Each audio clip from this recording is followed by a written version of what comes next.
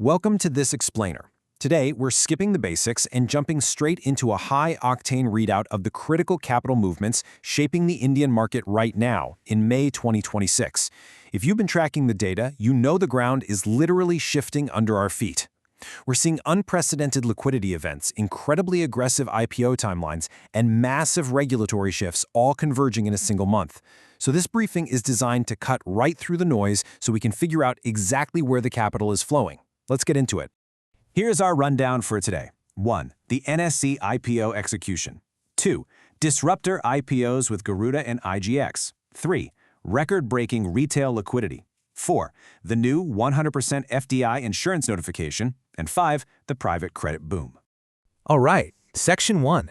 The NSE IPO execution. Now, for the longest time, the NSE IPO felt like, well, just a concept, right? But look at the sheer velocity of this timeline. It's become a highly coordinated reality. The exchange is targeting a June 15th filing for their initial paperwork, the DRHP, and they've timed it perfectly to include freshly audited Q4 financials. Before that even happens, they've set an EGM for May 25th simply to approve the necessary Articles of Association amendments for the listing. This is not just some vague market signal anymore, it's an incredibly aggressive execution schedule. Behind the scenes, they are actively clearing the deck by resolving their legacy regulatory issues, which even included a massive 1,800 crore rupee settlement. And it's genuinely wild to see how the unlisted market is pricing in this execution. Unlisted shares have already firmed up to 2,050 rupees. This surge is totally backed up by a massive Q4 profit after tax of 2,871 crore, which is up 8% year-on-year. When you run the math on these unlisted prices, it implies a total market cap of nearly 5 lakh crore rupees. This upcoming public debut is absolutely set to be a monumental anchor for the markets in late 2026. Moving on to Section 2, Disruptor IPOs, focusing on Garuda and IGX. Stepping away from the mega caps for a second, let's look at some disruptive, unlisted market makers with major upcoming IPOs of their own, starting with Garuda Aerospace. So they've actually confidentially filed their DRHP with SEBI, quietly testing investor sentiment. And their fundamentals are highly compelling. I mean, they command a massive 55% share of India's agricultural drone market.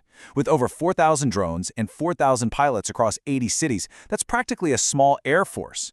Right now, the unlisted market is trading them between 430 and 485 rupees, which gives them a valuation of over 2,100 crore. Add in the fact that their defense and surveillance segment is their fastest-growing vertical. And yeah, this is definitely a prime disruptor you're going to want to watch.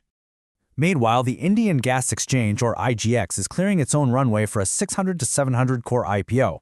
On April 7th, the NSE sold exactly a 1% stake in IGX. Now, that wasn't a loss of faith at all. It was a really clever compliance move. By dropping from 26% to 25%, the NSE met the regulatory single-entity ownership cap, effectively clearing the very last major obstacle for this IPO. They are currently targeting a Q 2026 filing for a December listing. And just so you know, the structure will be a pure offer for sale, meaning existing shares are being sold by the current major owner, in this case IEX, rather than any new ones being created. And honestly, look at the leap on this chart, showing their ambitions for 2030. This perfectly illustrates why investors are watching this space so closely. As India's only fully automated delivery-based gas exchange, IGX operates on a beautifully capital-light model with roughly 45% profit margins. Right now, they only trade about 2.75% of India's total gas consumption, but look at where they're heading, 5% by 2029 and 7% by 2030. Considering India's total gas consumption is expected to jump 56% by the end of the decade, hitting that 7% share means IGX would see a nearly 4x volume increase from where they are today. Okay, Section 3. Retail liquidity and record SIPs. We pivot now from primary market disruptors over to retail liquidity, and guys, this number right here is historic. 32,087 crore. That is just the monthly contribution for mutual fund SIPs for March 2026 alone. It's the very first time the Indian market has ever breached the 32,000 crore mark, representing an astonishing 24% year-on-year jump. This data isn't just strong, it's completely redefining market resilience as we know it. On top of that, we saw non-gold ETF inflows surge 4 times over, which points to a massive institutional pivot to passive investing happening right alongside this retail flood. But you know what's truly phenomenal? The context behind these numbers. Back in March, the Nifty took a sharp 9% dive. Did the retail investor panic? Absolutely not. Talk about diamond hands. Instead, they bought the dip so aggressively that equity net inflows surged over 55% to top 40,000 crore. That is the second highest on record. Mutual funds actively bought 1.05 lakh crore in equities during that dip, effortlessly absorbing the selling pressure from foreign investors. And this relentless buying fueled the 61st consecutive month of positive equity inflows. Just incredible. Moving right along to Section 4, Insurance and the 100% FDI notification. This is a massive structural shift officially notified on May 2nd. 100% foreign direct investment in insurance is now officially law.